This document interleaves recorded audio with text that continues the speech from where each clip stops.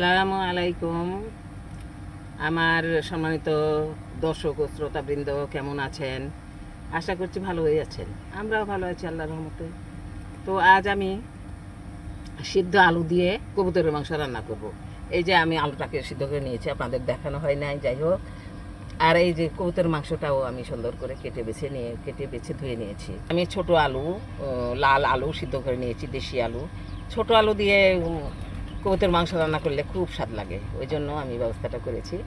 যাই হোক, আমি প্রথমেই আলুটাকে হলুদ লবণ দিয়ে আংচিয়ে নেব। আংচানোর জন্য আমি কড়াই তেল দিয়ে নিচ্ছি।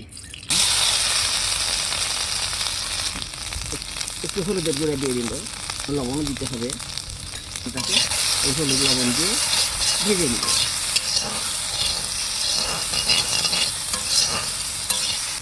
আলু আংচানো আমার হয়ে গেছে, এখন আমি নামিয়ে নেব। আমি এখন রান্নার মূল ধাপে চলে এসেছি। আমি কড়াইয়ে তেল দিয়ে দিচ্ছি, কুচি পাতা। এখন আমি পেঁয়াজটাকে ভালোভাবে ভেজে নেব লাল করে। এই যে তেলানের পেঁয়াজ আমার ভাজা হয়ে গেছে, একটু পানি দিয়ে দিচ্ছি। এখন আমি প্রয়োজনীয় মশলা দিয়ে নিব, যেমন রসুন বাটা, জিরা বাটা, আদা বাটা, মরিচ বাটা, ধনিয়া গুঁড়া, চিকুড়া,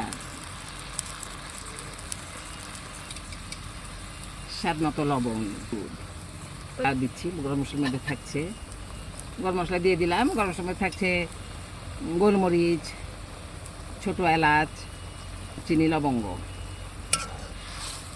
দেওয়া হয়ে গেল। এখন আমি মশলাটাকে কষিয়ে নেব। এই যে মশলাটা আমার হয়ে গেছে, সুন্দরভাবে কষানো হয়ে গেছে, লাল হয়েছে, ঘন হয়েছে। এখন মাংসটা দিয়ে নিচ্ছি। কবুতরের মাংসটা আমি দিয়ে নিলাম। এখন মাংসটাকে আমি মশলার মধ্যে সুন্দরভাবে কষিয়ে নেব। আপনারা দেখতে পাচ্ছেন মাংসটাকে আমি অনেকক্ষণ ধরে মশলায় কষিয়ে নিলাম, কষানো হয়ে গেছে। এখন আমি আলুটাকে দিয়ে দেবো।